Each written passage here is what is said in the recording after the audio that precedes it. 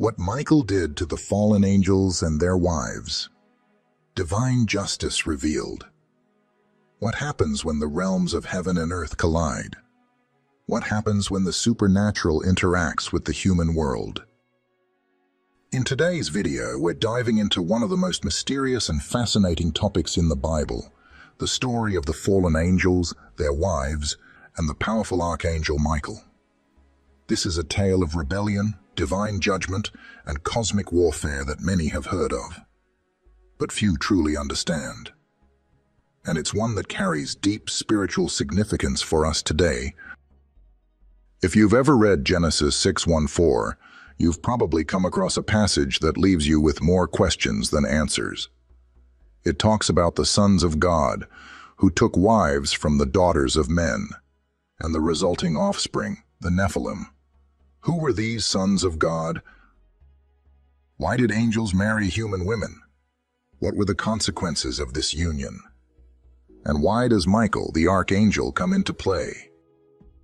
The Bible doesn't give us every detail, but what it does provide is enough to open a window into one of the most incredible and chilling stories of the spiritual realm. Now, when we think of angels, we typically think of beings of light, messengers sent by God. But Genesis paints a much darker picture. These sons of God, identified by many as fallen angels or watchers, defied God's order, descending to earth and choosing to marry human women. From this union came the Nephilim, a race of giants whose existence corrupted the earth. But who were these angels, and what were they doing? What led them to break the boundaries between heaven and earth? And what does it all mean for us today? As we explore this story, we'll also be focusing on the key player in this cosmic drama, Michael, the archangel. Known as God's warrior and defender, Michael takes center stage in this conflict. It is through his actions that we see divine justice unfold, and it is through his intervention that we begin to understand God's plan for justice in a world that had grown dark with sin. Michael didn't just stand by while this transgression took place. He acted, and in his actions, we can find powerful lessons for our own lives. So buckle up for an in-depth look at one of the most intriguing, mysterious, and powerful stories in the Bible. By the end of this video, you'll not only have a deeper understanding of Michael's role in the judgment of the fallen angels, but also a fresh perspective on how this ancient story speaks into our lives today. This is a journey into the heart of biblical truth. Let's dive in. Number 1. The fallen angels. Who were they? Before we dive into the specifics of what Michael did to the wives of the fallen angels, we first need to understand who these fallen angels were. The Bible mentions them briefly in Genesis 6:1-4, but their backstory goes deeper. These beings were not just ordinary angels. They were part of a divine order, but something went terribly wrong. These were the sons of God, who chose to defy God's heavenly boundaries, descending to earth and taking human wives. But who were they? And why did they fall from grace? To understand this, let's start at the beginning. Lucifer. The Bible tells us in Isaiah 14:12-15 and Ezekiel 28:12-19 that Lucifer was once a high-ranking, beautiful angel in the heavenly courts of God. He was created perfect, but in his pride, he rebelled against God. Lucifer sought to elevate himself above God, desiring to take the throne and rule over all. This rebellion led to his expulsion from heaven. Along with Lucifer, a number of angels followed his lead, and these fallen angels became the counterparts to the divine messengers. They were cast out of heaven, and their rebellion left them bound to the earth. But what's important here is that these fallen angels, also known as the Watchers, were not just disobedient. They were deliberate in their defiance. In Genesis 6, we're introduced to a second group of angels, the sons of God. While many traditional interpretations view these sons of God as human beings, the descendants of Seth, for example, other ancient Jewish writings and some biblical scholars suggest they were, in fact, these very fallen angels. This is where things get interesting. These angels, driven by an unnatural desire, left their heavenly domain and descended to earth, where they took human wives.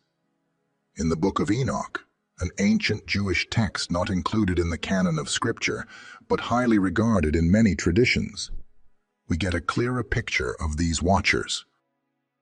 The angels, under the leadership of a being named Azazel, violated divine boundaries. They not only married human women, but also taught them forbidden knowledge, such as the crafting of weapons, cosmetics, and other secrets that were meant to remain within the divine realm.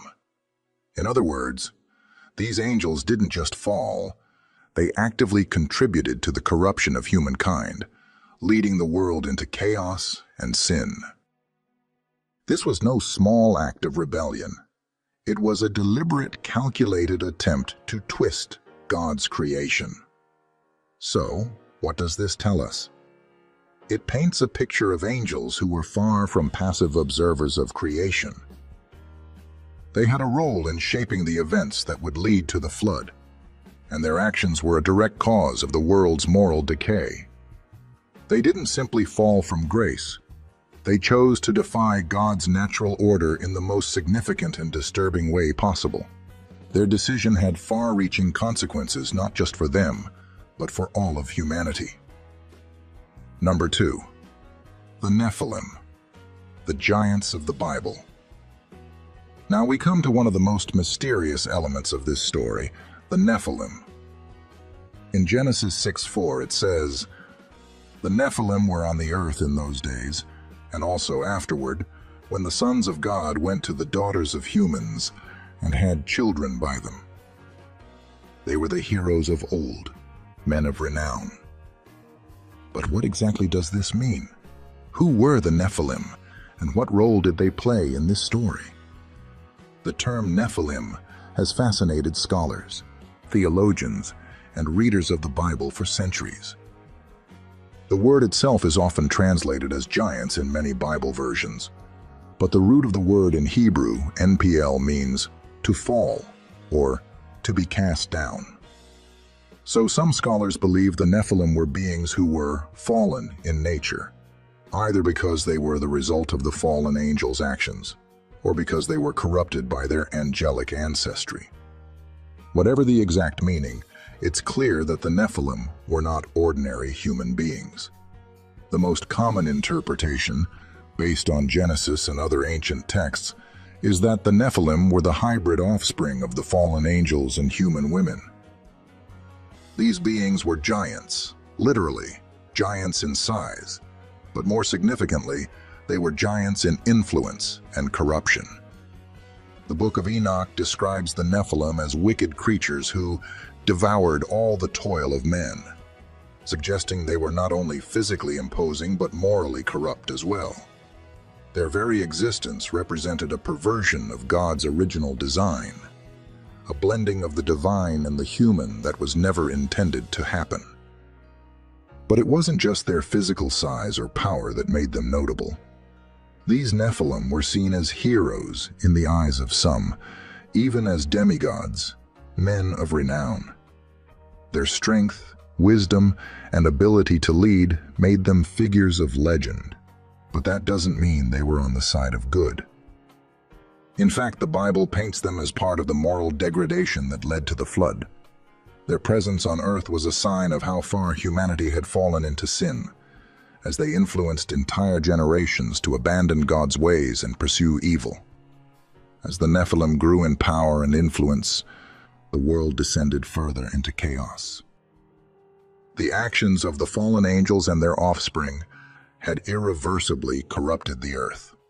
In Genesis 6:5 it says, "The Lord saw how great the wickedness of the human race had become on the earth, and that every inclination of the thoughts of the human heart was only evil all the time." The Nephilim weren't just a strange anomaly. They were a direct result of angelic rebellion, and their presence in the world signaled that humanity was beyond repair, leading God to bring about the flood. This tragic descent into corruption is what prompted God to cleanse the earth. But it also sets the stage for the important role of Michael, the archangel. As we move forward, we'll explore how Michael's intervention in this cosmic drama helped to bring justice to a world that had been deeply affected by these fallen beings. Through Michael's actions, God sent a message. No one, not even the mightiest angels or their monstrous offspring, could defy his authority without facing the consequences. Number 3. Michael the Archangel, a divine warrior. Now that we understand the rebellion of the fallen angels and the havoc they wreaked on earth, it's time to turn our attention to one of the most important figures in the Bible, Michael the Archangel. Michael is a prominent character in both the Old and New Testaments, often depicted as a warrior leading the heavenly armies against the forces of evil. But who exactly is Michael, and why is he so crucial to this story? In the Bible, Michael is first mentioned in the book of Daniel, where he is referred to as one of God's chief angels. In Daniel 10:13, Michael is described as a protector of Israel, standing against the forces of evil and aiding God's people in times of need. Michael's role isn't just that of a messenger or a servant, but a mighty warrior, one whose purpose is to defend God's people and carry out God's will, especially in matters of spiritual warfare. In Daniel 12:1, we see Michael as the angel who will stand up during the time of great tribulation, protecting God's people during the end times. But Michael's role isn't limited to the earthly realm. He's a central figure in the cosmic battle between good and evil. In the New Testament, in the book of Revelation 12:7-9, we read about a great war in heaven between Michael and his angels, and the dragon, Satan, and his fallen angels. The result of this heavenly battle is that Michael and his forces triumph, casting Satan and his angels out of heaven to the earth. Michael is depicted as the leader of God's angelic army, a divine warrior who stands against all that opposes God's kingdom. Michael's role as a warrior goes beyond fighting evil in the heavens. He is also the enforcer of divine justice. It's through Michael that God's judgment is executed, whether in battles against spiritual forces or in his dealings with the rebellious angels. This brings us to why Michael is so important in the story of the fallen angels. When these angels decided to leave their proper domain and corrupt the earth, it was Michael who was tasked with delivering God's judgment upon them. His actions were not just about enforcing the boundaries of heaven, but also about preserving the order that God had established from the beginning. As we look at the story of Michael in the context of the fallen angels, we see a picture of divine authority in action. Michael was not passive.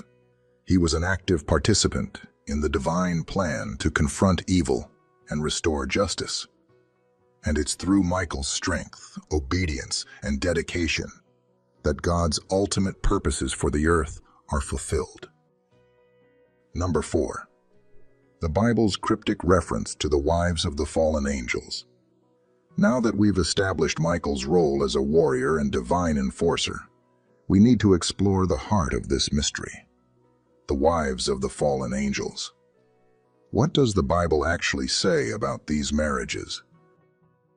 The key passage we must examine is found in Genesis 6:1-4, a short but cryptic passage that has puzzled scholars and theologians for centuries.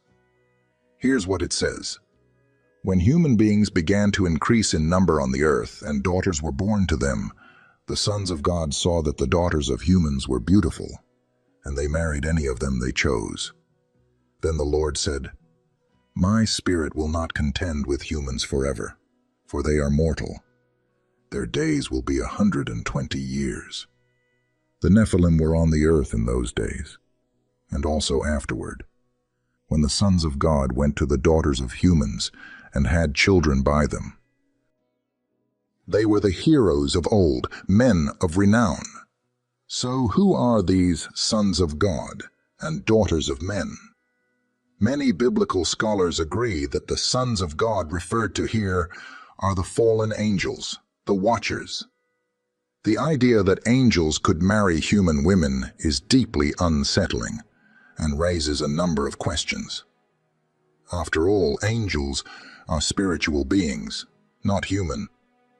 So how could they engage in a physical relationship with humans? The key is to understand that these angels didn't just fall in a passive sense. They actively chose to leave their heavenly realm, to abandon their spiritual calling, and to engage in forbidden acts with human women. The Bible doesn't give us a lot of details about how this occurred, but in Jewish tradition and in texts like the Book of Enoch, we see a more expanded story. The angels, led by Azazel, came to earth and took wives from among the human women, creating a hybrid offspring, the Nephilim. In these ancient writings, we learn that these angels did not simply take human wives for the sake of companionship. No, they taught these women forbidden knowledge. According to the Book of Enoch, the fallen angels introduced humanity to things that were meant to remain secret. They taught women how to make cosmetics, weapons, and even magic, corrupting the natural order that God had intended. This wasn't just about intermarriage. It was about corrupting humanity and bringing down divine boundaries. The significance of this act can't be overstated. This was a deliberate attempt by the fallen angels to corrupt God's creation at its most fundamental level. By marrying human women and fathering children with them, they sought to disrupt the very essence of humanity. These hybrid offspring, the Nephilim, were giants who were born into a world that had already been corrupted. They were part human and part angelic, an unnatural blend that led to a world spiraling into sin. Now, if you're wondering what all this has to do with Michael, the answer is crucial. It was through Michael that God would act to restore order. These fallen angels had broken the natural laws of creation, and it was Michael, the warrior archangel, who would confront them. But before we get to Michael's role in this drama, it's important to understand how far-reaching the consequences of these marriages were. The corruption spread throughout the earth, and it was this evil that God judged with the flood, wiping out all of creation except for Noah and his family. Number 5. Michael's role in the judgment of the fallen angels. Now that we've understood the depths of the fallen angels' rebellion and the corruption they brought to the earth, we can begin to see why Michael, the archangel, plays such a pivotal role in this narrative. The actions of the fallen angels and their hybrid offspring, the Nephilim, resulted in a world on the brink of destruction.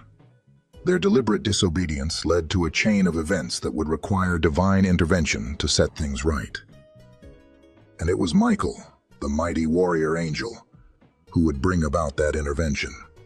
The Bible doesn't give us an exhaustive account of every detail of Michael's actions, but we can piece together the role he played in confronting the fallen angels through various passages in Scripture. In Jude 1:6 it is written, "And the angels who did not keep their positions of authority but abandoned their proper dwelling, these he has kept in darkness, bound with everlasting chains for judgment on the great day." Here we see that God's judgment upon these angels was both certain and severe.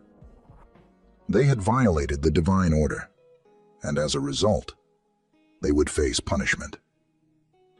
But Michael's involvement is crucial in executing this judgment. In Jude 1:9, we see an intriguing moment in which Michael contends with Satan himself over the body of Moses. Michael, as the archangel, has the authority to fight against the forces of evil.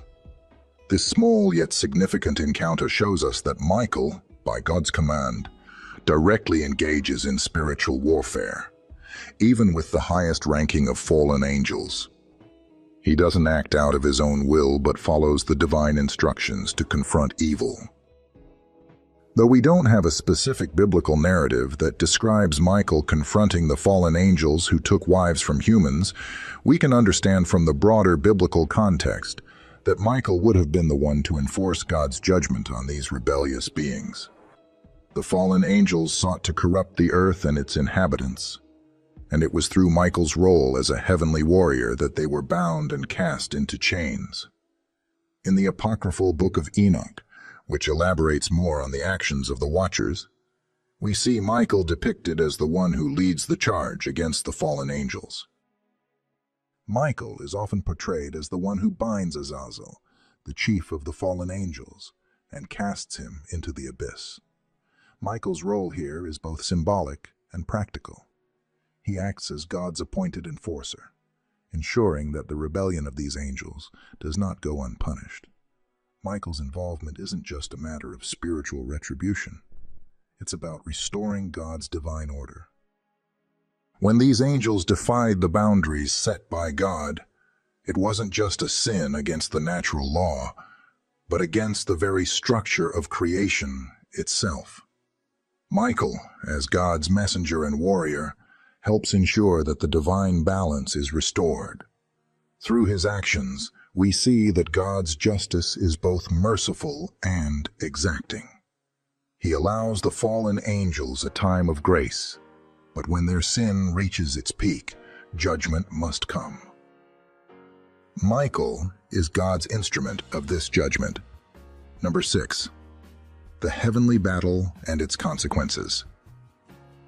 Now, as we look at the larger cosmic battle in which Michael is involved, it's important to recognize that his role as a warrior angel is not just about dealing with the fallen angels who sinned by taking human wives, but part of a much larger spiritual conflict that has been ongoing since the rebellion of Lucifer. The Bible is clear that there is a constant battle in the heavenly realms between the forces of good and evil. Michael, as God's chief warrior, stands at the forefront of this battle, ensuring that God's ultimate plan of salvation is fulfilled, even if it means confronting the darkest of enemies. In Revelation 12:7-9, we get a powerful glimpse into the eternal struggle between Michael and Satan. Then war broke out in heaven. Michael and his angels fought against the dragon, and the dragon and his angels fought back, but he was not strong enough, and they lost their place in heaven. The great dragon was hurled down, that ancient serpent called the devil, or Satan, who leads the whole world astray.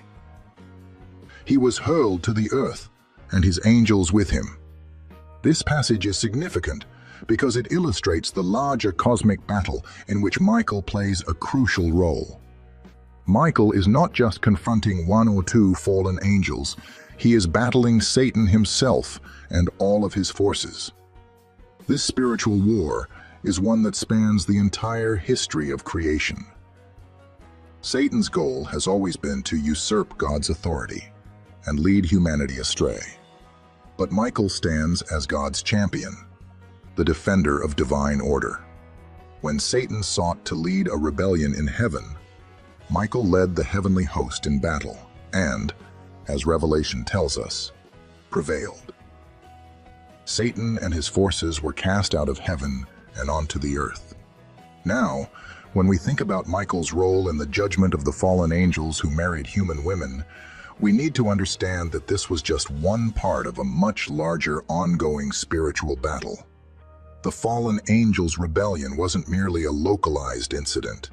It was a significant blow to the order that God had established, and it triggered a greater spiritual crisis.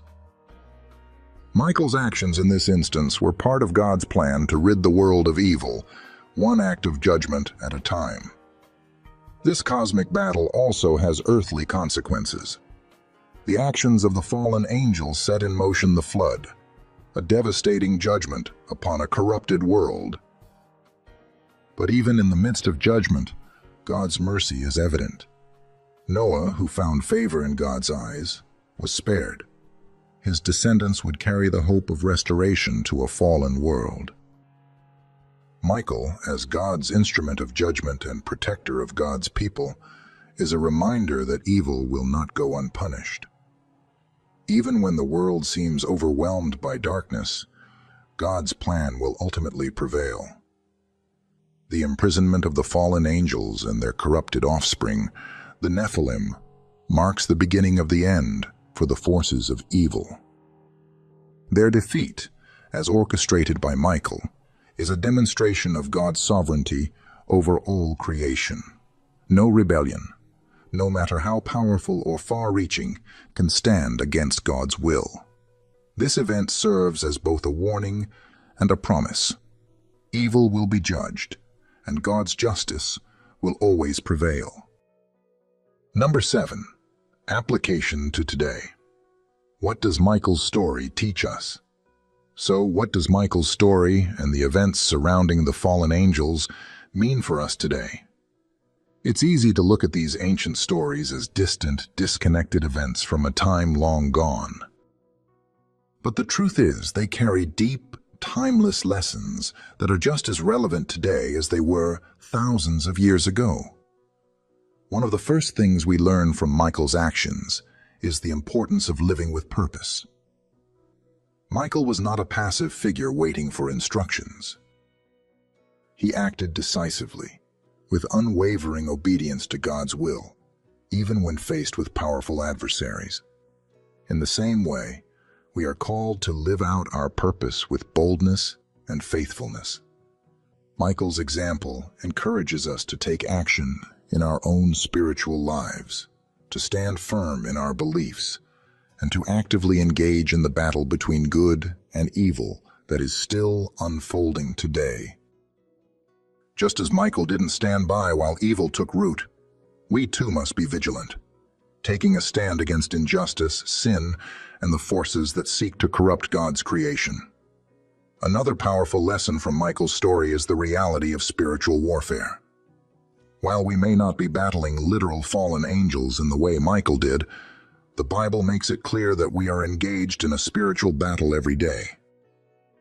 In Ephesians 6:12, Paul reminds us, "For our struggle is not against flesh and blood, but against the rulers, against the authorities, against the powers of this dark world, and against the spiritual forces of evil in the heavenly realms." Michael's role as a warrior in the heavenly battle reminds us that our fight is not just physical, it's deeply spiritual. Whether it's resisting temptation, standing up for justice, or protecting our communities from evil, we are all called to play a part in this ongoing battle. Just as Michael was a protector and defender, we too are called to protect the spiritual well-being of those around us, fighting against the evil that seeks to destroy.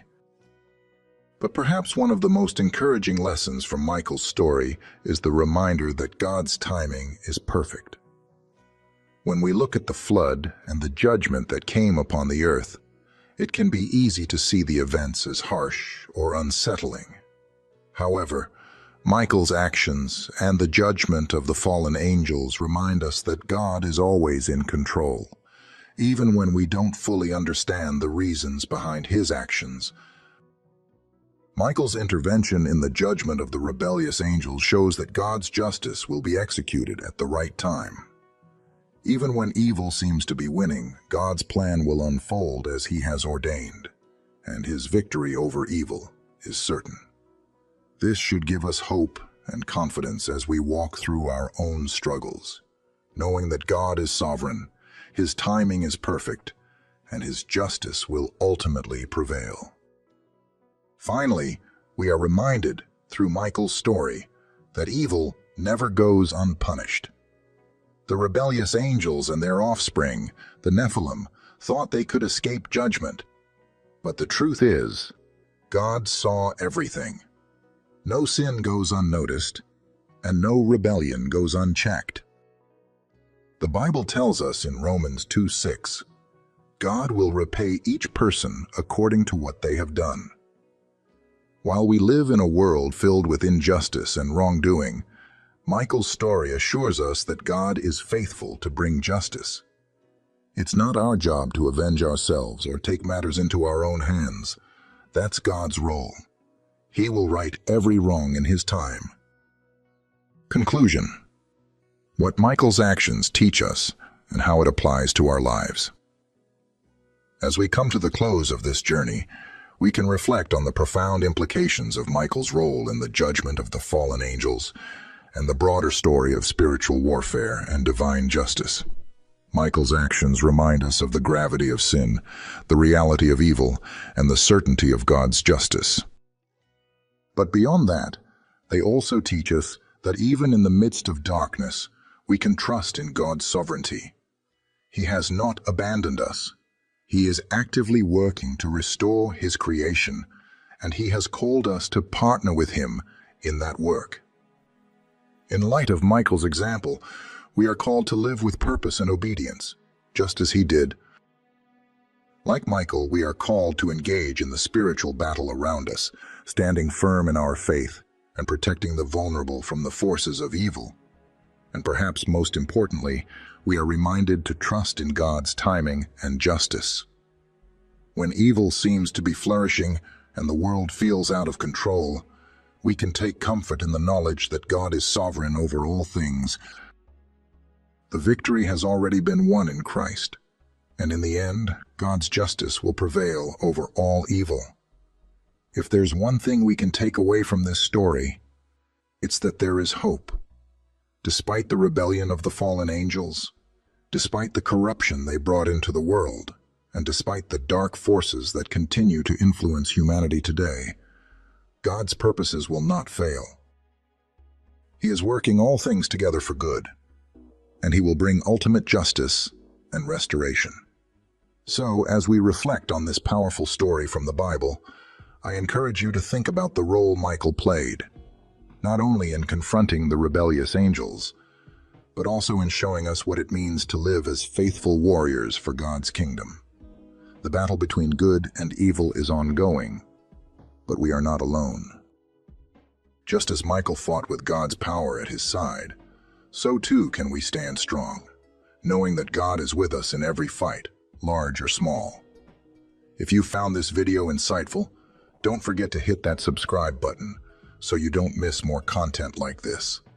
Share this video with friends and family who might need to hear this message, and leave a comment below sharing your thoughts on Michael's role in this cosmic battle.